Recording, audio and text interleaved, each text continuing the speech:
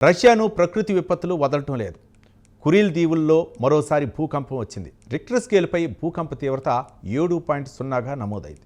ఈ నేపథ్యంలో రష్యా ప్రభుత్వం సునామీ హెచ్చరికలు జారీ చేసింది. వీటన్నిటికీ తోడు ఓ అగ్నిపర్వతం కూడా బద్దలైంది.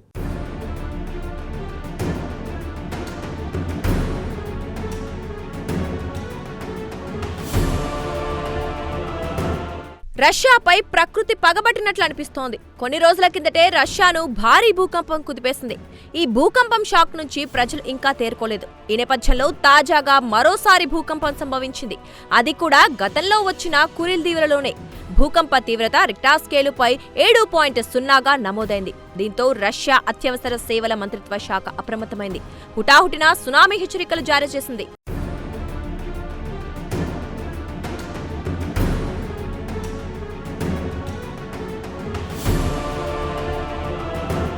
భూకంపం దాటికి ప్రాణ నష్టానికి సంబంధించి ఎటువంటి సమాచారం అందలేదు. అయితే భూకంప తీవ్రతకు రష్యాలోని అనేక ప్రాంతాల్లోని పెద్ద భవనాలు ఊగిపోయినట్లు సమాచారం అందింది.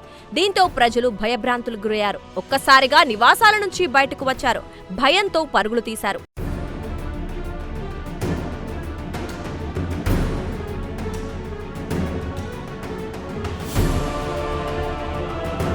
కాగా కొన్ని రోజుల కిందట రష్యాలో భారీ భూకంపం సంభవించింది.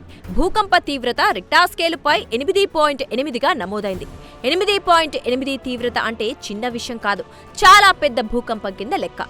భూప్రకంపనాల దాటికి రష్యాలోని అనేక భవనాలు నేలమట్టమయ్యాయి.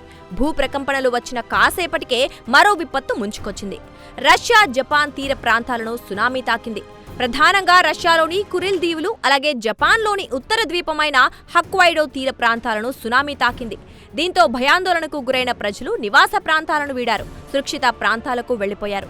సునామీ కారణంగా రష్యాలోని కురిల్ దీవుల్లోని ఒక ఓడరేవు మునిగిపోయింది. ఇక్కడి ప్రజలను ఇతర సురక్షిత ప్రాంతాలకు తరలించారు. అలాగే సునామీ కారణంగా జపాన్లో 3 మీటర్ల వరకు అలలు ఎగిసిపడ్డాయి.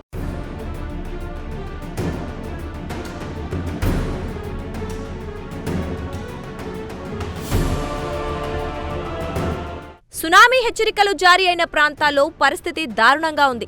ఆయా ప్రాంతాల్లోని ప్రజలు అప్పటికప్పుడు సురక్షిత ప్రాంతాలకు బయలుదేరారు. ఒక్కసారిగా ప్రజలందరూ తరలి వెళ్లడంతో రోడ్లపై ట్రాఫిక్ జామ్ ఏర్పడింది. రహదారులన్నీ కార్లతో బారులు తీరాయి. ఎటు చూసినా కార్లే కనిపించాయి. ఈ దృశ్యాలు సోషల్ మీడియాలో వైరల్ గా మారాయి. కాగా అలాస్కాలోని కొన్ని ప్రాంతాలను అమెరికా వాతావరణ శాఖ అప్రమత్తం చేసింది. సునామీ ప్రమాదం వచ్చే అవకాశాలున్నాయని ఆయా ప్రాంతాలకు హెచ్చరికలు జారీ చేసింది.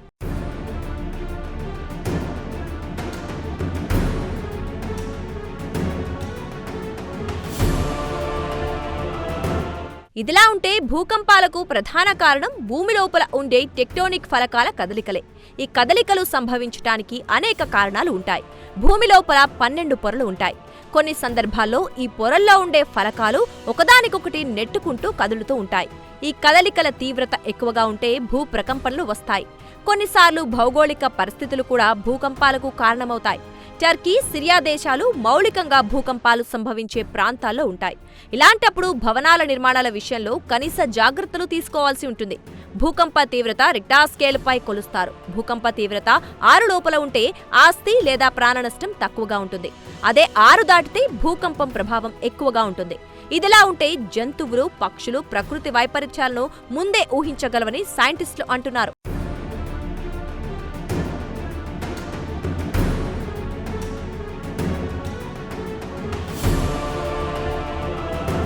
కాగా కొన్ని నెలల కిందట మయన్మార్ను వరుస భూకంపాలు వణికించాయి. కేవలం 12 నిమిషాల వ్యవధిలో 3 సార్లు భూమి కంపించింది. రిక్టర్ స్కేలుపై భూకంప తీవ్రత 7.7గా నమోదైంది. భూకంపాల కారణంగా అనేక భవనాలు ధ్వంసమయ్యాయి. అకస్మాత్తుగా భూమి కంపించడంతో ప్రజలు ఒక్కసారిగా భయంతో ఇండ్ల నుంచి బయటకు పరుగులు తీశారు. కాగా భూకంపాల ప్రభావం పొరుగున ఉన్న థాయిలాండ్ రాజధాని బ్యాంకాక్లోనూ కనిపించింది. పలు భవనాల్లో అలారంలు మోగటంతో ప్రజలు ప్రాణభయంతో బయటకు పరుగులు తీశారు. సెంట్రల్ మయన్మార్లోని మోనివా నగరానికి తూర్పున 50 కిలోమీటర్ల దూరంలో 10 కిలోమీటర్ల లోతున భూకంప కేంద్రం ఉన్నట్లు జియోలాజికల్ సర్వే అధికారులు గుర్తించారు. భూకంపాల ధాటికి అనేక భవనాలు నేలమట్టమయ్యాయి. నిర్మాణంలో ఉన్న బహుళ అంతస్తుల మేడ కుప్పకూలిపోయింది. అయితే వందలాది మంది శిథిలాల కింద చిక్కుకున్నట్లు అనధికార సమాచారం. ఈ నేపథ్యంలో దేశంలో అత్యవసర పరిస్థితి ప్రకటించారు. ఇదిలా ఉంటే మయన్మార్ భూకంపాల ప్రభావం భారతదేశంలోనూ కనిపించింది. కోల్కతా, ఇంఫాల్, మేఘాలయలో స్వల్పంగా భూ ప్రకంపనలు నమోదయ్యాయి. దీంతో ప్రజలు భయంతో పరుగులు తీశారు.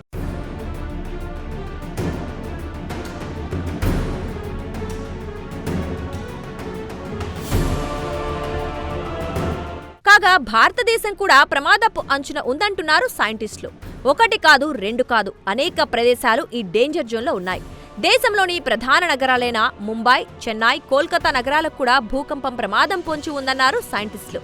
ఇవే కాదు, అగర్తలా, ఇంఫాల్, కోహిమాతో పాటు ఢిల్లీ, అమృత్సర్, పాట్నా నగరాలు కూడా ప్రమాదాల జాబితాలో ఉన్నాయి.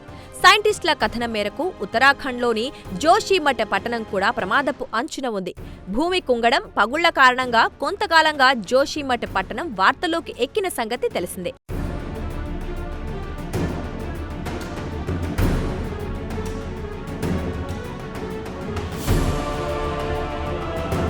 ఇదిలా ఉంటే రష్యాలోని కంచట్కా ద్వీపకల్పంలో ఒక అగ్నిపర్వతం బద్దలైంది. ఇటీవల సంభవించిన భారీ భూకంపం కారణంగా ఈ అగ్నిపర్వతం బద్దలైంది. దాదాపు 600 ఏళ్ల తరువాత తొలిసారి ఈ అగ్నిపర్వతం బద్దలైంది.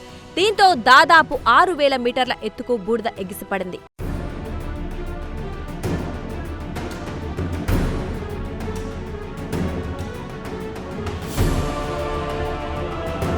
మొత్తం మీద ఇటీవలి కాలంలో రష్యా ప్రకృతి విపత్తులతో విలవిల్లాడుతోంది.